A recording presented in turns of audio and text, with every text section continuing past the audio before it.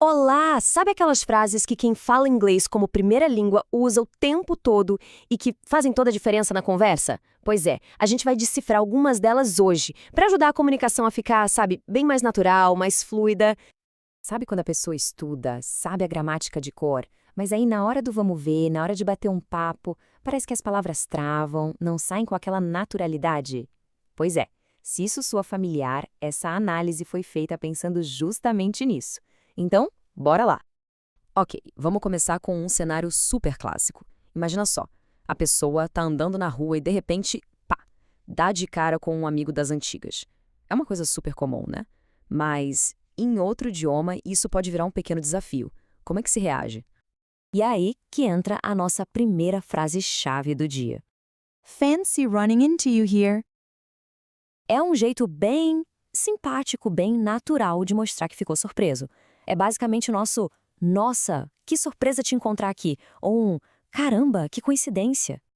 O legal dessa expressão é que ela tem uma função social muito clara: quebrar o gelo na hora. E existem variações, claro. Dá pra dizer "Fancy meeting you here" ou o clássico "What a coincidence!". Todas funcionam super bem para passar essa ideia de surpresa boa, amigável. E para deixar o vocabulário ainda mais afiado, vamos dar uma olhada nos pedacinhos dessa conversa. A expressão run into quer dizer justamente isso, encontrar alguém por acaso, topar com alguém. E outra que sempre aparece é for ages, que é uma forma bem exagerada de dizer faz muito tempo. É o nosso, nossa, faz séculos que a gente não se vê. E aí, depois daquela surpresa inicial, a conversa tem que seguir, né? E é aí que vem o convite. A resposta, sure, we really need to catch up, é perfeita para esse momento. É a deixa para combinar de colocar o papo em dia. E o que é esse tal de catch up?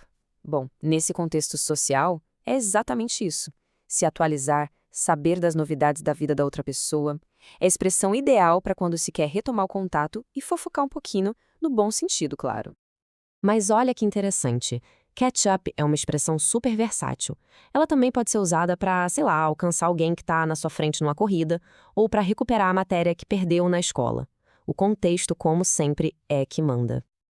Beleza, agora vamos virar a chave. Mudança total de cenário.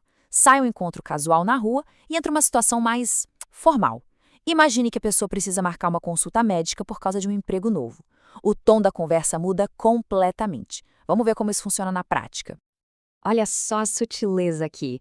Usar I'd like to é bem mais polido, mais profissional do que simplesmente chegar falando I want. É a forma mais comum e educada de se fazer um pedido num ambiente formal, sabe? Especialmente por telefone, faz toda a diferença. E isso nos leva para um ponto super importante: os verbos modais. Pensa neles como um kit de ferramentas da polidez. Eles ajustam o tom da conversa. Por exemplo, could é um pouco mais formal para um pedido do que can. Should é ótimo para dar um conselho. E o would like, como a gente viu, é o jeito chique de dizer want. Dominar isso aqui, muda o jogo. E falando em agendamento, não dá para esquecer das preposições, né? É um detalhe que pega muita gente. Mas a regrinha é até que simples. Olha só. A gente usa in para períodos mais longos, tipo meses, anos. On para dias específicos e datas. E at para hora certinha ou um local. É tipo uma colinha rápida para não errar mais. A história continua. O emprego novo significa mudança de cidade. E agora o desafio é outro: conversar com um corretor de imóveis. E aqui, gente, clareza é tudo. É fundamental para conseguir exatamente o que se está procurando. E aqui tem um ponto crucial: saber a diferença entre o que a gente quer e o que a gente precisa. Wants são os desejos, as preferências, tipo I want to be in the city. Já needs são as necessidades, os requisitos, aquilo que não dá para abrir mão, como I need a complete physical. Usar a palavra certa aqui, olha, economiza um tempo e uma dor de cabeça. E olha só que dica boa para deixar bem clara uma prioridade. Começar a frase com "The most important thing is" já coloca as cartas na mesa. A pessoa que está ouvindo já entende de cara qual é o ponto que não dá para negociar. Aí o corretor pode perguntar "What do you have in mind?" E o que ele quer saber com isso? Basicamente, qual é a sua ideia? O que você tem em mente? O que você está procurando? É uma expressão super comum para falar de planos, de ideias, de preferências. Ok, vamos dar uma respirada e juntar as peças.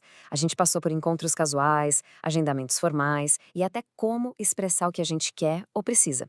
No fim, o que temos é um baita kit de ferramentas prático, prontinho para ser usada. Então, para resumir a ópera, o processo é mais ou menos esse. Primeiro, comece a conversa de um jeito casual, quebre o gelo.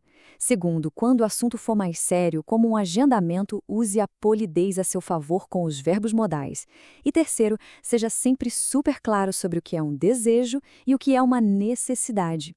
Simples, né? Mas faz uma diferença enorme. E qual o resultado disso tudo?